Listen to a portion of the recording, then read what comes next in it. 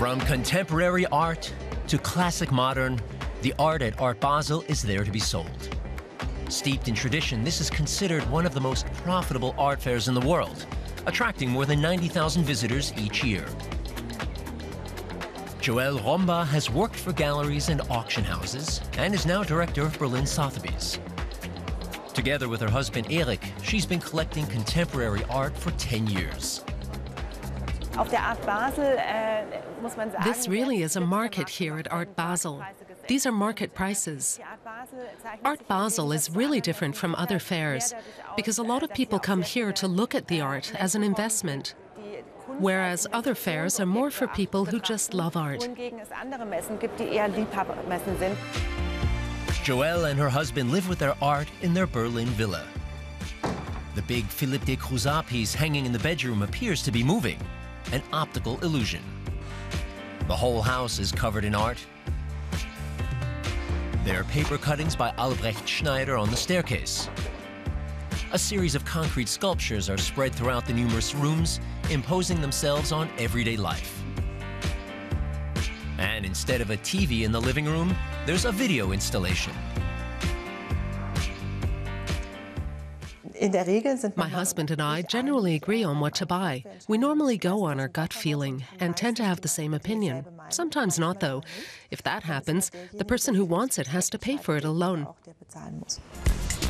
Back at Art Basel, Joelle and Eric Romba are searching through a sea of artworks for items that could form a collection, such as this other piece by Philippe de Crouzat costing 35,000 euros.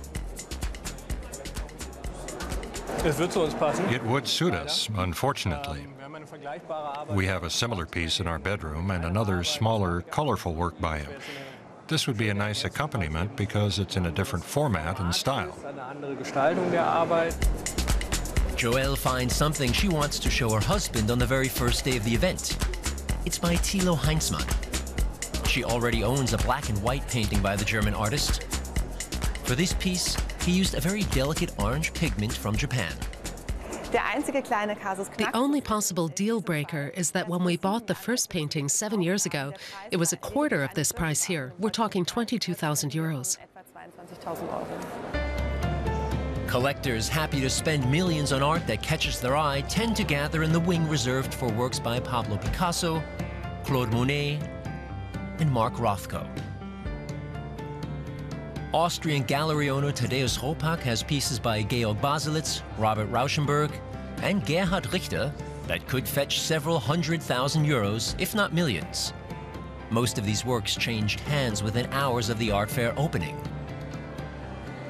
You have to be careful that you don't sell this sort of thing to investors. These days, there are groups of investors who join forces with the explicit intention of buying art as an investment.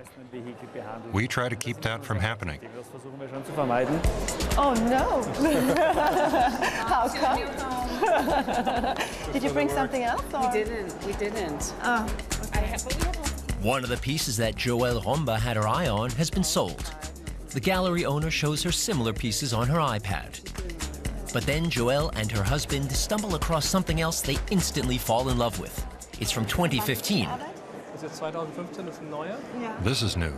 It's by an artist who creates cutouts. He takes existing images and cuts out parts. He also tells us exactly how he wants his work to hang. We like the positioning.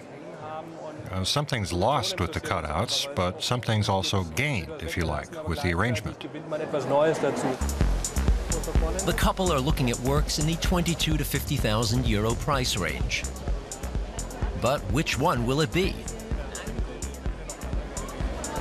I like the José de Villa. I'd like to take another look at it. I'd go for the Thilo Heinzmann. I'd like to see it again and let it sink in a bit. I'd also like to talk to the gallerist about terms.